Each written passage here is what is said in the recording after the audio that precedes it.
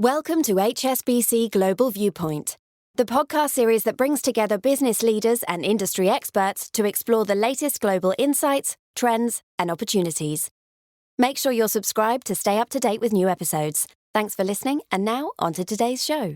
This is a podcast from HSBC Global Research, available on Apple Podcasts and Spotify. Search for HSBC Global Viewpoint or join us via the HSBC Global Banking and Markets page on LinkedIn. However you're listening, analyst certifications, disclosures, and disclaimers must be viewed on the link attached to your media player.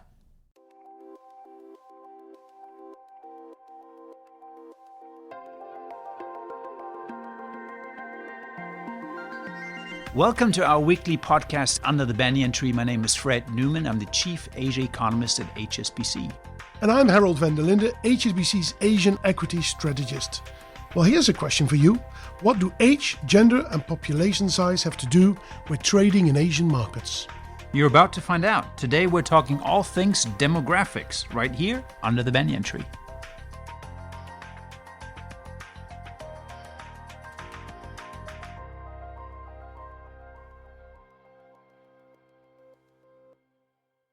So Harold, we often look at day-to-day movements in markets, but there's one thing that really dominates over the medium and long term, and that is demographics. We don't really speak enough about it. No, absolutely. And this is the most populous part of the world. Demographics determine many things in the longer run, how people consume, what they buy, where they buy it, how they save, and all these sort of things. And there was one big UN report that recently came out and had some interesting statistics and reinforced some of the big picture trends. What did the report show? Yeah, no, so that UN report came out a couple of weeks ago. A few things we should probably zoom in on and focus on. First of all, India will become the most populous nation in the region or in the world. So it's going to overtake China in that sense, in the number of people. And the population in India will continue to grow, while in China it will actually start to come down. Another trend that they're looking at is aging. And we have quite different profiles of aging and aging stories across the region, right, Fred? Yeah, so we have rapidly aging populations. Famously, Japan is an aging society, but there are others as well. They're catching up in terms of the aging. Korea is one of them. Even Thailand is looking, it's Vietnam, on the cusp well. of aging. Yep. Vietnam is there. Taiwan is there as well. But there are some nations and countries that are really young still. The Philippines, India, Indonesia is somewhat young, I would say, but is moving towards aging as well. And how does China fit into all of this? Well, China, of course, is hugely important to this, but I have a question more for you. If the population in China is going to decline and you have fewer people to work there, that can't be good for economic growth in the longer run. Yeah, so the classic answer is always fewer people, less economic output. And so if you actually have shrinking populations, fewer workers around, it's hard to generate GDP growth. And we've seen it in Japan, where really for the last 2-3 decades, the economy struggled to make headway. But of course, it's not the only factor. Demographics, there's some compensating factors as well. Yeah, I mean, one of the compensating factors is, of course, that they will focus on the productivity of those people that are employed. For that, you need good education systems, training, experience, and these sort of things. And I think China has done quite a good job on that in that regard. Yeah, and right? here there's an interesting comparison between Japan on the one hand and mainland China on the other, which is that in Japan, productivity is already very high, and so raising it further is actually quite tricky. And that's why Japan has a growth problem.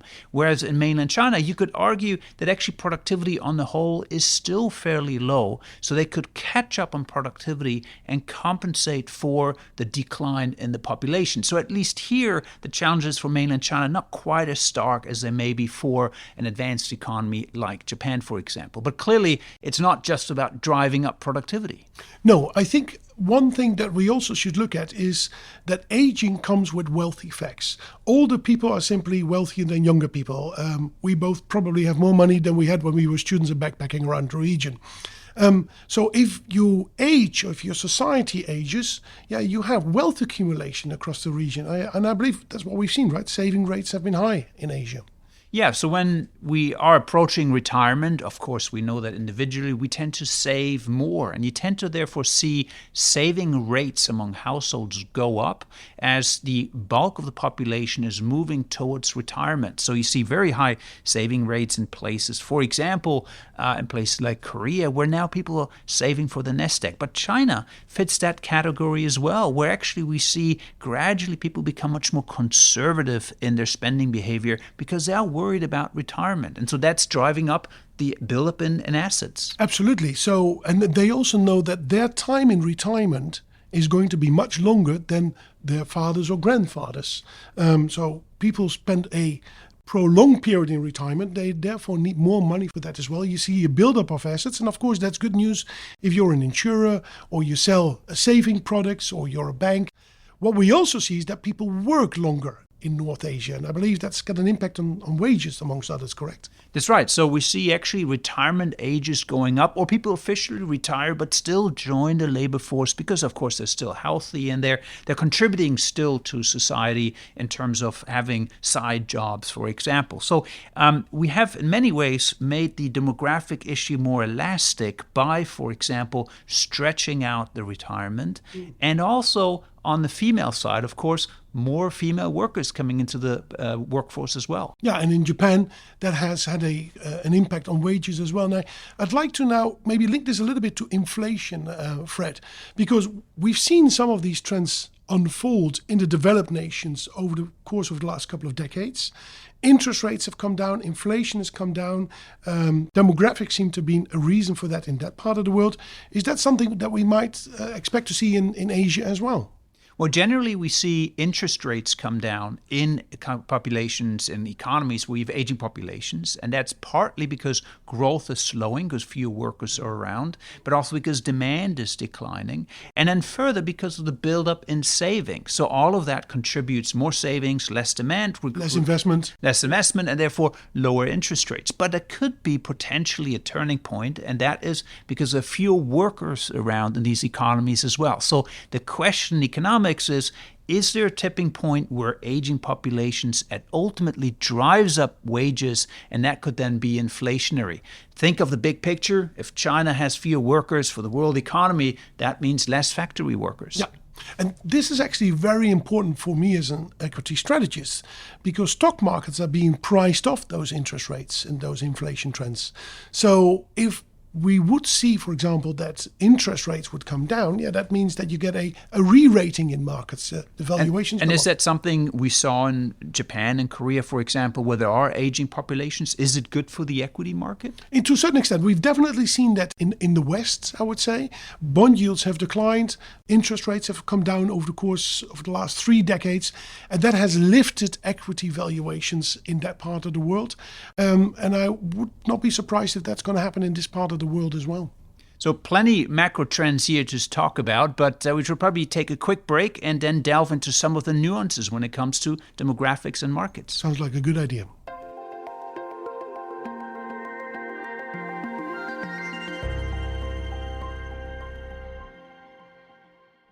Hi everyone, producer Graham here, and just before we move on with this edition of Under the Banyan Tree, we want to take this opportunity to invite you to join HSBC's Global Emerging Markets Forum, which will take place online from the 13th to the 30th of September.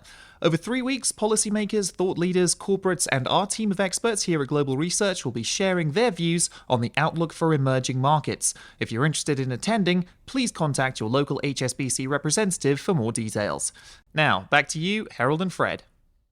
Welcome back. Harold, there's a lot to unpack here when it comes to demographics, a lot of nuances. I'm reminded a little bit about the point you made in a previous episode, which is the rise of the retail investor in Asia driving equity markets. How is that linked to demographics? Well, we've already mentioned that part of a demographic process could mean that you get wealth accumulation, and we see this probably in Asia unfolding. And in stock markets, this is really visible because we see enormous numbers of retail investors that have actually started to dominate trading in these stock markets, and that was not the case 10 or 20 years ago. In Korea, India, Indonesia a little bit less so, but in most of these markets, the retail investor now accounts for about 50% of the overall turnover in that market. That is a lot.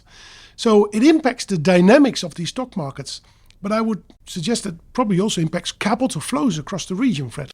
It does impact capital flows as well. So what you see in societies that are aging, you see a buildup in pension assets because people are saving more for retirement. They build up pensions for the future. And so that money needs to be invested. And very often the local markets aren't big enough to invest all of that money. So money is flowing out of Korea, for example, out of Taiwan. And that means enormous capital outflows actually being invested elsewhere in the world. And of course, Japan has for many years been a source of capital. But that drives currencies, for example. That drives, a lot of broader macroeconomic variables is linked to this buildup in assets. But how should we think about it in China as well when it comes to the retail investor? Now, the retail investor in China has always been very big. Actually, the process in China is almost the opposite of what we see in the rest of the region.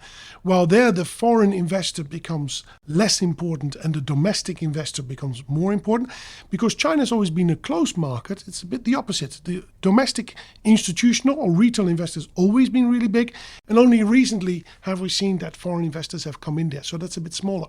But that is one aspect of demographics. I think another issue we should be looking at is differences in urbanization across the region. That's been quite slow in India, much faster in China, correct?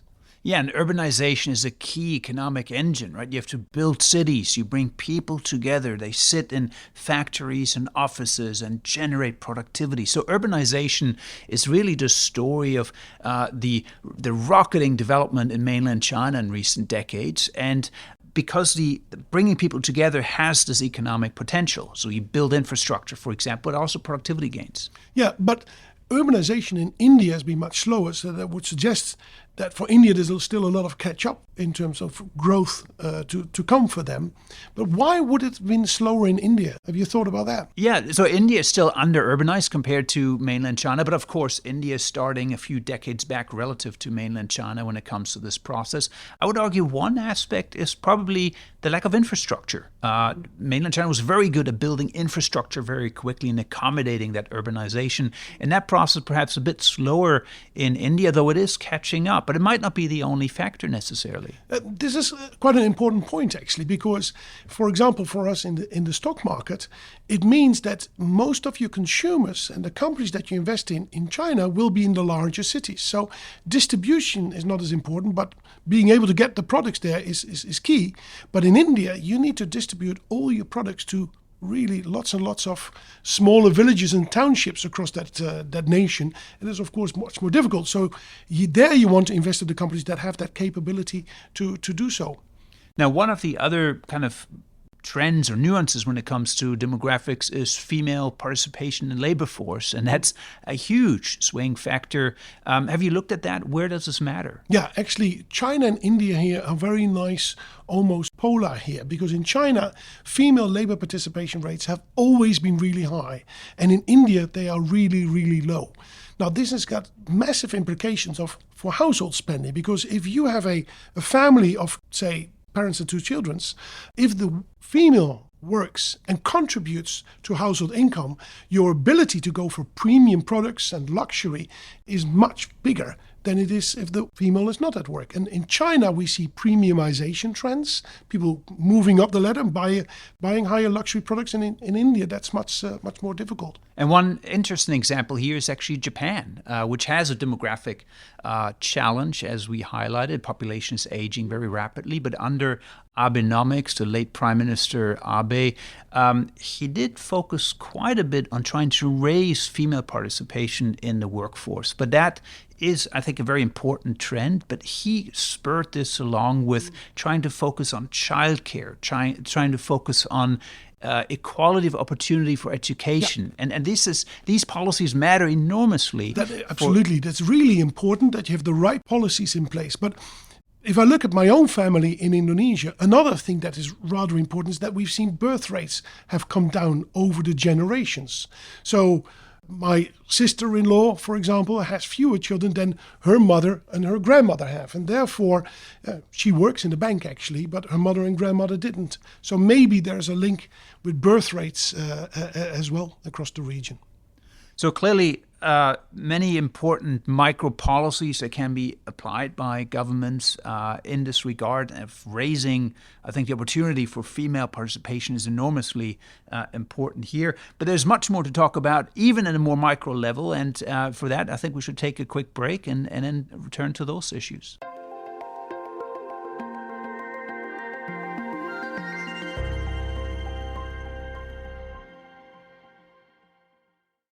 So far, we've looked at demographic trends, female labor participation rates, urbanization, aging.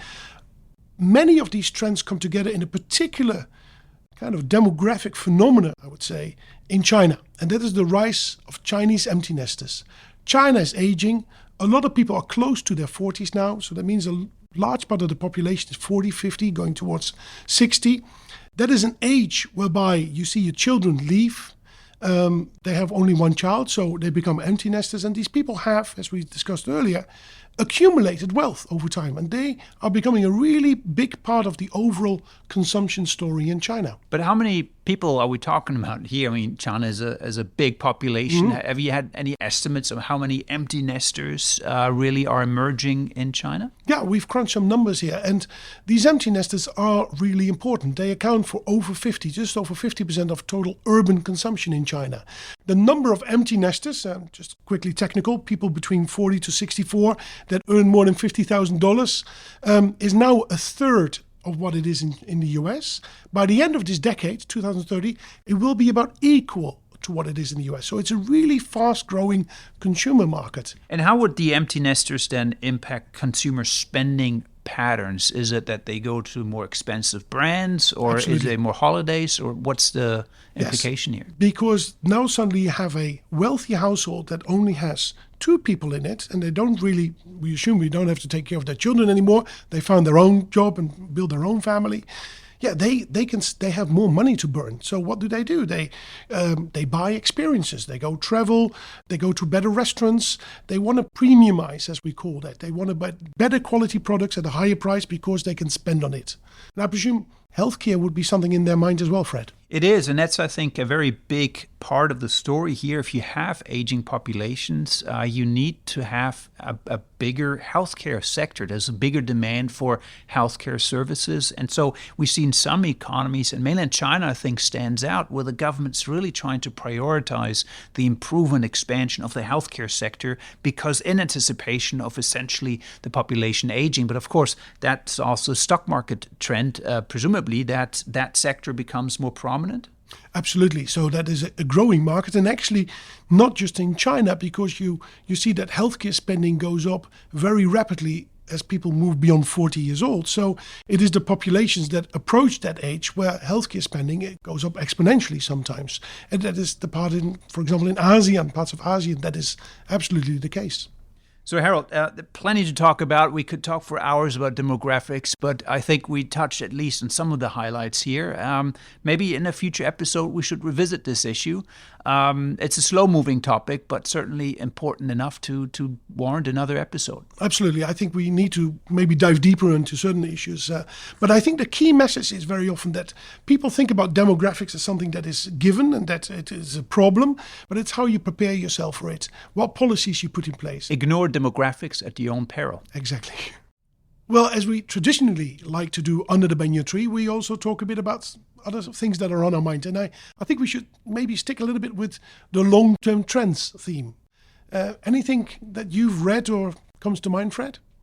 Well, there's certainly one long-term theme that's financial crises, and there's this fantastic classic, which is Manias, Panics, and Crashes by Charles Kindleberger, and he goes through the history of financial crises and panics, and he relates this beautiful episode about the tulip crisis, or bubble first, and then a crisis in the Netherlands. But of course, there were many that followed after that, and I think anybody who was in financial markets and watches markets as close as we do will find some parallels to history there. But Harold, what's a long-term theme that you keep going check to? Well, I read a book and I continue to go back to it to a certain extent. And it probably beats your book when it comes to real long-term trends, because this book, it's titled Guns, Germs and Steel, is written by a zoologist who encountered people in Irian Jaya, Papua New Guinea, I think in the 70s or so, and wondered why he, as an American,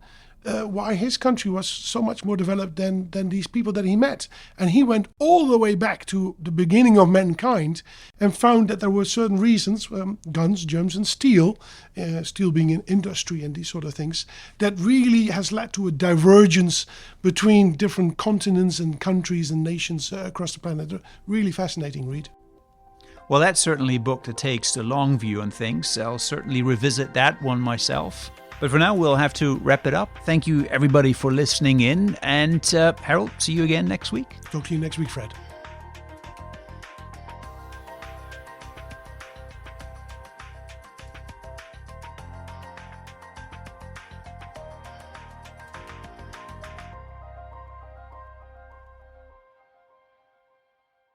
Thank you for joining us at HSBC Global Viewpoint. We hope you enjoyed the discussion. Make sure you're subscribed to stay up to date with new episodes.